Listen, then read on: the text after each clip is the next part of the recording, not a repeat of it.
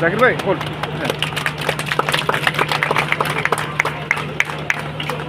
ভাই একটু থাকেন একটু, স্যার একটু ছেড়ে দেন।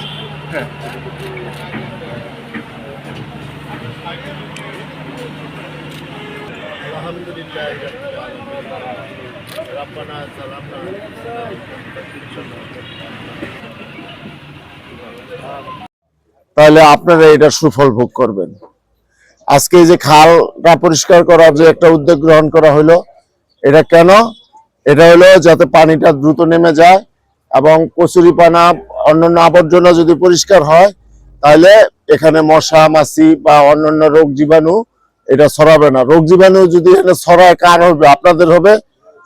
সুতরাং সবাই সহায়তা করবেন যাতে ওই খালটা সুন্দর মতো পরিষ্কার হয়, এবং আপনারাও খেয়াল রাখবেন যে ঠিক মতো করে কিনা, না করলে আমাকে জানাবেন, ঠিক আছে?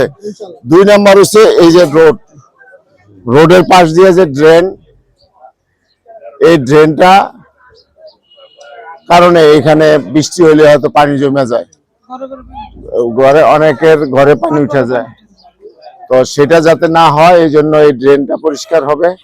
এই ড্রেন যাতে সুন্দর মতো পরিষ্কার হয় আর সেটার দিকে আপনারা খেয়াল রাখবেন, কোনো দিক দিয়ে যাতে বাদ না যায়। এবং যারা এটার সাথে জড়িত, আমি জানতে পারছি যে 48 জন 6টা ভাগে ভাগ করে করছেন। সবাইকে নিয়ে সুষ্ঠুভাবে করবেন। কেউ যদি এর মধ্যে বাদ যায় থাকে তাকে ওর সাথে নিয়ে নেবেন, ঠিক আছে? সবাই আমি চাই একটা সুষ্ঠু সুন্দর একটা পরিবেশ আপনাদের মধ্যে, যাতে হানাহানি কোনো ধরনের তর্ক বিতর্ক এগুলি যাতে না থাকে। আপনারা সবাই মিলেমিশে আপনারা কাজ করবেন। 1 2 নম্বর হচ্ছে এখানে আমাদের সমাজটা এখন আমাদেরকে ভালো রাখতে হবে। আমাদের এই সমাজে আমরা বসবাস করব, সুতরাং আমাদের মূল কাজটা হলো যে আমরা আমাদের পরিবারকে প্রথম ভালো রাখবো। তার মানে পরিবারের সদস্য, যে আমার ছেলে আমার মেয়ে কোনো মাদকাসক্তির সাথে জড়িত কিনা, কোনো মাদক ব্যবসার সাথে জড়িত কিনা, সন্ত্রাসের সাথে জড়িত কিনা, বা কোনো চাঁদাবাজির সাথে জড়িত কিনা, সেই বিষয়গুলি আপনারা খেয়াল রাখবেন। আপনারা যাতে আপনাদের পরিবারের কেউ এই ধরনের কাজে অংশগ্রহণ করতে না পারে। আর সমাজ হিসাবে আপনাদের অনেক দায়িত্ব রয়েছে। একটা বিষয় দেখেন, এই যে এখানে অনেকে টুপি পরা আছেন, আপনাদের একটা কথা কিন্তু বলছে আল্লাহ, যে প্রথম সবচেয়ে গুরুত্বপূর্ণ কথা সেটা হলো নামাজ কায়েম করো। বলে না যে তুমি নামাজ পড়ো, বলছে নামাজ কায়েম করো। কায়েম বলি কি? তুমি পড়বা, তোমার সন্তান, তোমার স্ত্রী, তোমার অন্যান্যরা পড়বে। সুতরাং এরকম সমাজটাকেও, আমি একা ভালো থাকলাম, এরকম বহু উদাহরণ আছে। বৃষ্টিটা নেমে গেছে, বলতে পারলাম না যে ওই যে নাকি একটা মহল্লার সব খারাপ, একজন শুধু নামাজ পড়তো, পরে বলছে সে তো খুব ভালো।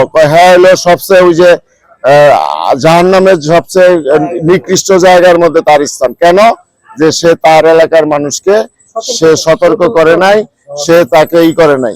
এখানে আমাদের সবার দায়িত্ব হলো একটি সুষ্ঠু সুন্দর পরিবেশ সৃষ্টি করা, সমাজে যাতে আমরা সুন্দরভাবে বসবাস করতে পারি, সুন্দরভাবে ব্যবসা বাণিজ্য করতে পারি, সেটার প্রতি এই সরকার, আমাদের নেতা তারেক রহমানের মূল উদ্দেশ্য, এবং সেইভাবেই আমরা কাজ করতে যাচ্ছি।